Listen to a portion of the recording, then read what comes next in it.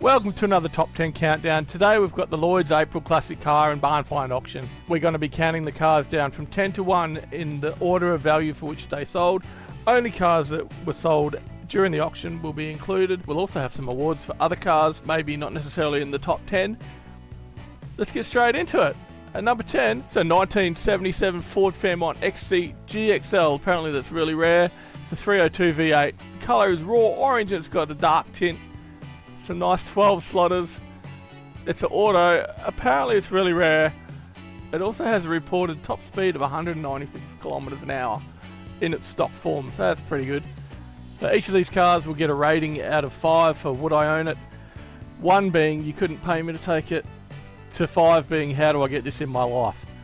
So this car, the would I own it rating, it's getting a 5 because I would love to own this car. As much as I'm a Holden guy, this body style of Falcon and this era of Falcon was fantastic as well.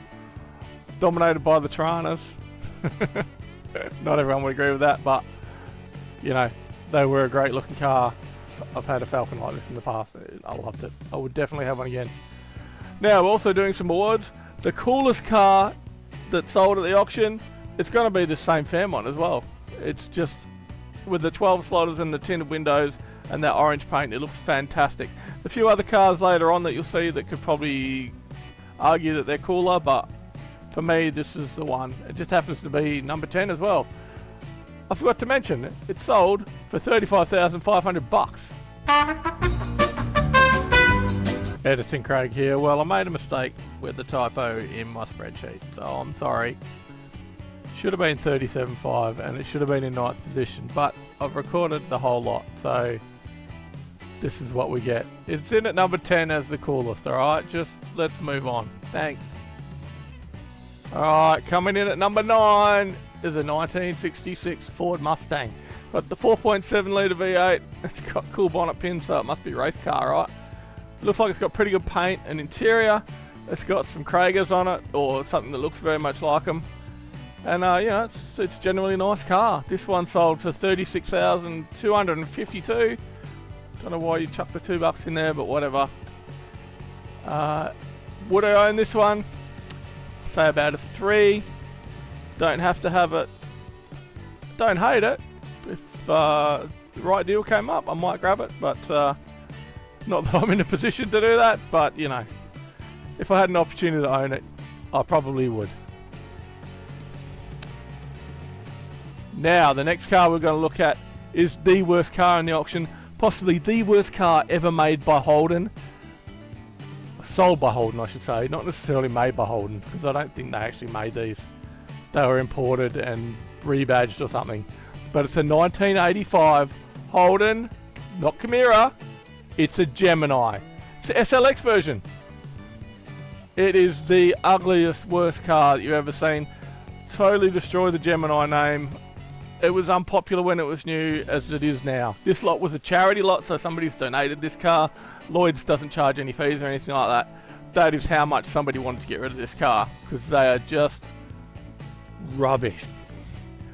So the Holden Gemini, as well as being the worst car, it gets a would I own it rating of 0. Remember, the scale goes from 1 to 5. I'm giving it a 0. That's how much I do not want that car. Next. That was our worst car. Next in at number 8, it's a 2003 HSV GTO Coupe. Now you might think this would go further up the list, but it does have some hail damage. If you have a look at the pictures that come up, you'll see that there's some nice little dent work on the bonnet like a few Australian cars get. I think all our cities have had those hailstorms at some point. It's only done 81,000 Ks though. It's got a 5.7 litre LS1. It is number 130. These are numbered cars. It would be pretty rare, I reckon. I don't honestly know, but it's a good looking car still, even with the hail damage. Would I own it? Yeah, I'll give that a 4 for would I own it. If I had the opportunity, I don't have to have it in my life. I'm not desperate for it, but yeah, it's not. I'd have that over the Mustang. Definitely. The HSV GTO Coupe sold for $38,000. Coming in at 7 is a 1970 Ford Escort Mark 1. Somebody's built this up as a race car to use in rally and never even taken it to the track. It's never been raced. So it's all ready to go. It's got all the go fast bits, 2 litre 5-speed, which is perfect in these cars. And look at it, it looks fantastic. Would I own it? I've given it a 3. I wouldn't say no, but you know, I'm not super keen on it. Not really my thing. But yeah, it would be a fun little car. And that sold for 40,000 bucks. So next on our list, this is another award one. This is the cutest car. It's a 1953 Austin A30. This is the same as the car that Brocky put a 179 in and earned his reputation as the best driver. He was smashing everybody. And it was in an A30 that was modified, obviously, but this one is just super cute. It doesn't have any of the stuff that Brocky's had on it. That was kind of... it was a good looking car, but in its own way, you know what I mean? But yeah, this one was the cutest car that sold. It's a really nice little example. Would I own it? I gave that a 3 as well. Like, I wouldn't say no, but I don't have to have it. So, with all these ratings, if you don't agree, just pop it in the comments, guys. I'm happy to get some feedback. It's only my opinion. Yours may be completely different. That's fine. We're all just here to enjoy the cars, right? Okay, coming in at number 6. It's a 1987 Holden Calais 333 pack.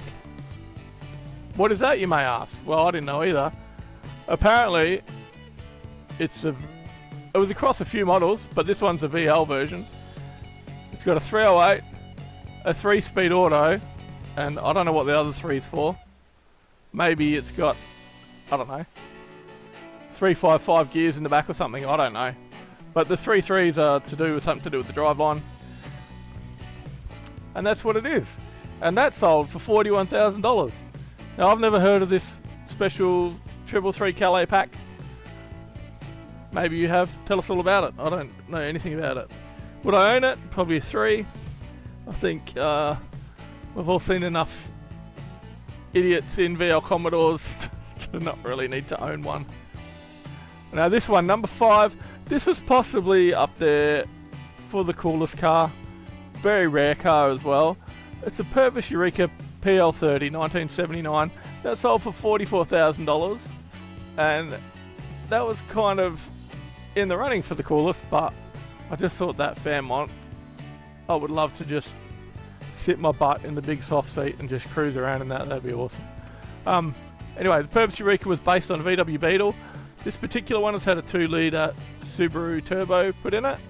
So, you know, make sure you know how to change head gaskets. It's got a manual transmission. I'm guessing it's probably a 5-speed, but I don't know, it doesn't say. The Lloyds ad actually says it's a V8, but then it says somewhere else that it's a 2-litre Subaru turbo. So, I don't think Subaru do V8s. So, if they did, it would probably be like a flat 8 or a boxer 8, whatever. Cool looking car. You don't see many of these, especially with the upgraded motor and stuff. It would be a really cool little sports car to have. Would I own it? I've given that a 4 as well. It would be really cool to own one of these. They're rare. They'd be a head turner, get attention at shows and stuff. They're just, you don't see them. You just do not see them. If you really like this one, I'll give you a tip. It's actually back for auction again. Obviously something went wrong. Something fell through with this one, but if you're keen on it, go and put a bid on. While we're talking about that, let me know in the comments, would you like me to do a preview of the next auction? Because I'm thinking about doing that. The Purvis Eureka was number 5. This one is the ugliest car. It is a Tempo Matador camper from 1953. Tempo was a German company that was making vehicles for border patrol on a Land Rover chassis. They had like a little ute thing, and obviously somebody's taken the back of that off and put a camper trailer on it. But here's the most redeeming feature of this vehicle, apart from how it looks. It came with either, it doesn't tell us in the ad, so I don't know, but it came with either a 2-stroke 672cc engine or a 4-stroke 1 litre. Can you imagine that? That 1 litre 4-stroke put out 34 horsepower. Oh yeah. Imagine trying to go up a hill with the fully packed camper on that. Anyway, would I own it? Yes, I would. That's a 3. Like, if that came up cheap or whatever, I would probably grab it because it's so ugly that it's cool kind of thing. Anyway, moving on. Number 4. This is a beautiful car. It's a 1968 Camaro. The only thing I don't really like about it is the mismatched wheels. It's got obviously different ones on the front to the back. Don't know why. Easy fix. This one sold for 51 grand, and you can see why. It's a really good example of it. It went really quick. Like, it already passed reserve, so it just, yep, bang, gone. Would I own it? 4, yes, definitely. I love a good Camaro, and that was a very nice example. Right, third place is the 1965 Ford Falcon XP. It's not your normal XP. It's had a bit of work done, alright? I don't really know what. They don't really say a lot, but it's got a 5.7 litre auto. It's apparently one of the quickest XPs ever. It looks to have been fully rebuilt as a drag car. It's got the beautiful trim inside, the diamond stitching and all that. Some nice wheels. Yeah, it came in at number 3 because it's a great car and sold for 54.5. Would I own it? I'll put a 2 for this one. Yeah, I might, but it's not really my thing. One, it's, you know, Ford, and as I mentioned before, I'm really a Holden guy, except for a couple of models of Ford which I really like. I do like the XPs actually, but anyway. And yeah, I'm not really into the drag scene, but for someone who is, that is a beautiful car. Get on it. Right, next one is number 2 in our countdown from 10 to 1, and it is a 1977 Holden HX Monaro GTS. This was also in line for the coolest tag, but you know, that Falcon, it just did it for me. I liked it. Sorry, it's a fan one, not a Falcon. I'm sorry, guys. Don't want to get that mixed up. Anyway, it's only got 7,000 Ks on it. Obviously, since rebuild. Apparently, there's a thing you do now where if you rebuild a car, you can. Apparently it's legitimate to put the dash back to 0.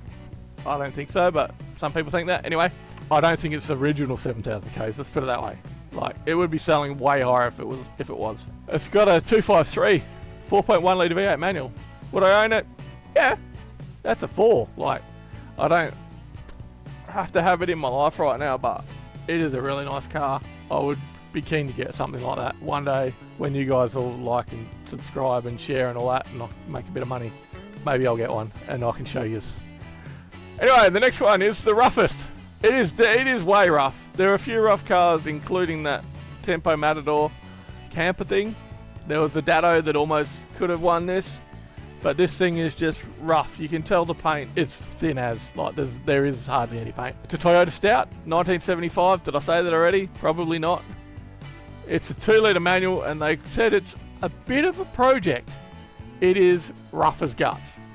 Like, you can see just looking at it, nobody's bothered to wash it or anything. They've just left it as it was because they're going to get more money selling it as a piece of crap than they would if they fixed it up a little bit. Would I own it? Yeah, 3. I gave it a 3. I would own something like that for the right money. It's a good little project. There's one of those in our local Toyota dealer, all done up, painted in a really nice green colour. It looks great. But that one, that's rough as guts. And that has won our roughest car award. Now, number 1, you've all been waiting for it. Here it comes. It's a Valiant VH Charger E37. Not to be mistaken with the E38 that was raced at Bathurst by Leo Gagan. Did you guys hear how I said that? Gagan, that's right. I learned from my mistakes. Thank you very much for everyone that told me on the Unreal Auction video that I said Gagan wrong. I'm very sorry. I've said it right now, and I'll say it again. Leo Gagan raced a Valiant Charger like this, but it was the E38. This is the E37. I tried to find out what the difference is between the E37 and the E38. Apparently, there were 2 different options of the same car. The E37 had massive torque, apparently. It was built for street use. Get off the line quick and have a bit of fun with it. The E38 had a high top speed, so that's the one they raced. That was better for Bathurst and other tracks with the long straight, stuff like that. Gave them a bit more top end to compete with the Falcons, which at the time, if you'd like to see more videos like this, just let me know in the comments or by sharing and clicking like. I'm really just testing this out to see how we go. Done some of these videos in the past, they did alright, so just trying to double down and see if it's what people want to see. I will still keep doing the build videos and stuff like that, but we can do these in between when I don't have enough time to get on my builds. So anyway, thanks for watching. We'll see you next time. Bye.